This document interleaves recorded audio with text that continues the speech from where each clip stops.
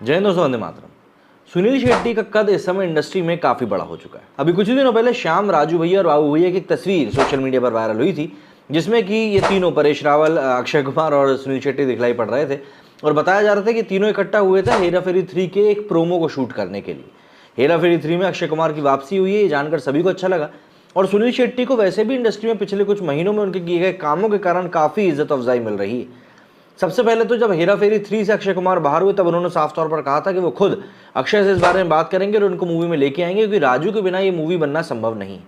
इसके अलावा जब हम बात करते हैं अभी योगी आदित्यनाथ के साथ जो कई सारे मूवी फ्रेटर्निटी जुड़े लोगों की मीटिंग हुई थी, उसमें सुनील शेट्टी ने ही बेबाकी से इस बात का मुद्दा रखा था कि बॉयकॉट बॉलीवुड को बंद किए जाने का आह्वान होना चाहिए, जिसके कि बाद में हम सभी ने देखा था कि कैसे पीएम मोदी ने दरख्वास्त करी थी कि भाई ये मूवी से जुड़ी जो कंट्रोवर्सी हुई थी इसमें नेता ना ही पड़े तो बेहतर। जिनमें से कि एक नरोत्तम मिश्रा भी थे, जो कि मध्य प्रदेश के गवर्नर हैं, उन्होंने भी गवर्नर नहीं है जिनमें से कि एक नरोत्तम मिश्रा भी थे, जो कि मध्य प्रदेश के गृह मंत्री हैं, उन्होंने भी इस बारे में बोलने से अपने आप को दूर कर लिया था।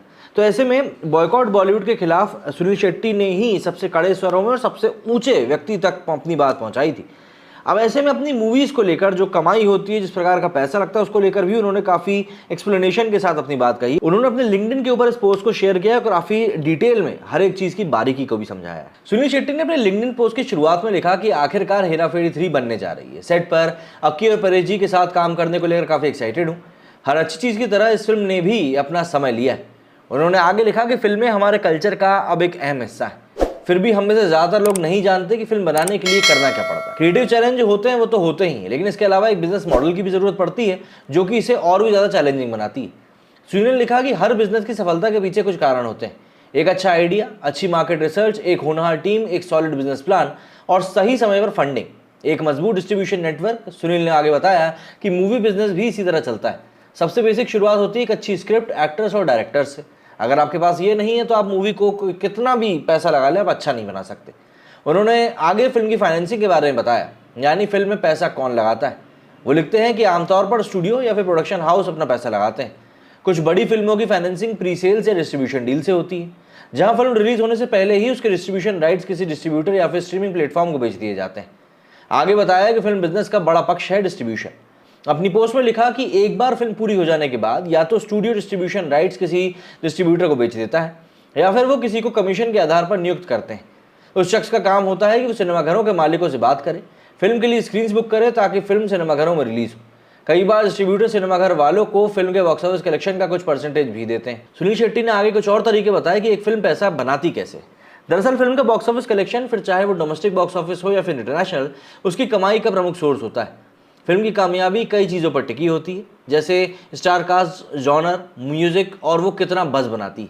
इसके बाद आते हैं टीवी और ओटीटी राइट्स, जो कि पिछले कुछ समय में आसमान छू रहे हैं इनकी वैल्यूज़, लेकिन अब इनमें सुधार आ रहा है। मतलब ओटीटी राइट्स भी आज की डेट में ऐसा नहीं मुँह मांगे कीमतों में बिक जाते हैं, आपको एक सही रेट देखना ही पड़ता है।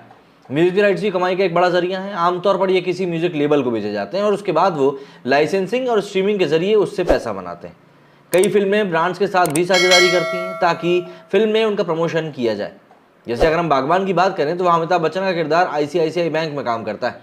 कई मौक़ों पर आईसीआईसीआई बैंक की होल्डिंग्स उसमें दिखाई दी। ये ब्रांड के साथ की गई साझेदारी के एग्जाम्पल। सुनील शेट्टी ने अपने पोस्ट के आखिर में लिखा कि वो 33 सालों से काम कर रहे हैं और 125 फिल्में बना चुके हैं, फिर भी उन्हें पूरी तरह से इस बिज़नेस को अभी तक समझ में नहीं आ पाया है। तो आप खुद ही समझ सकते हैं कि मूवी को बनाने में कितनी मेहनत लगती है।